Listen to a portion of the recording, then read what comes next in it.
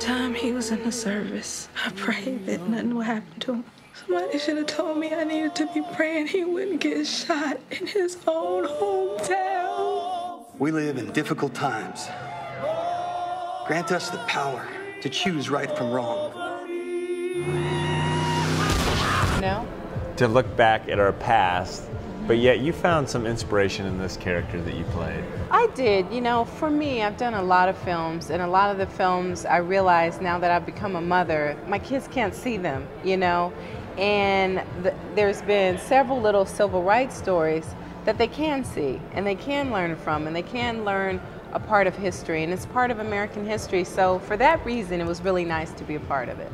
I didn't realize it. I didn't know who Ben Chavis was, you know. I didn't know that, you know, it brings into reality that people have gone to jail, people have died, people have done this for our country, for it to become a better place, for us to unify and become who America has grown to be. You wanna know why they're here?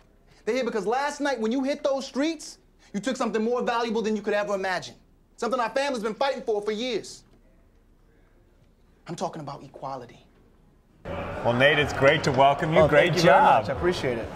Now, what's it like having your face right on the front of a movie poster?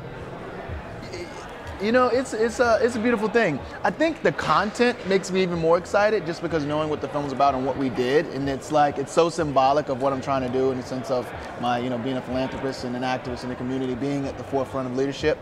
It's important, man. Well, but how has this movie impacted you? I know already you were doing things in the community. It's all fuel. Every time I get to do something that is a benefit to the people that I represent, it's like fuel on that flame.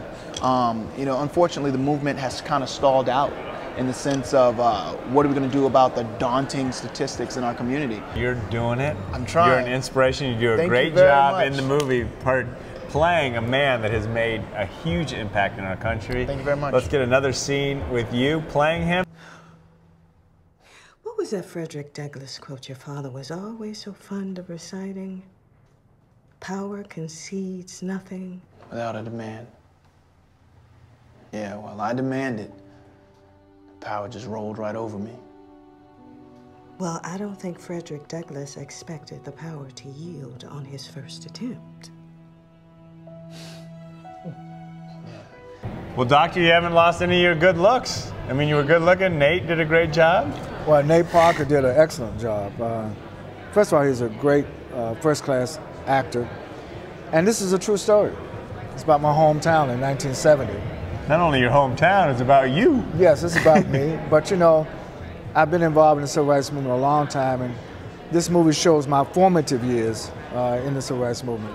At the time, I was only 22 years old, and so Nate Parker really captured the spirit and a sense of determination to stand up to injustice. Thank you for your example and given your success in this great film that depicts what you had to go through to get to the success. What advice would you give us? Well, my advice is that let's be thankful for the progress that we've made. And because we've made such significant progress, that means we need to push the envelope a little bit more and make more progress. You know, this is African American History Month. And African American History Month is just not for black people, it's for all Americans. I think all people watching this program and who will go to see the movie should realize that we're all part of one human family. And if we realize that, that means then we got to treat each other with equality and with justice and with freedom for all.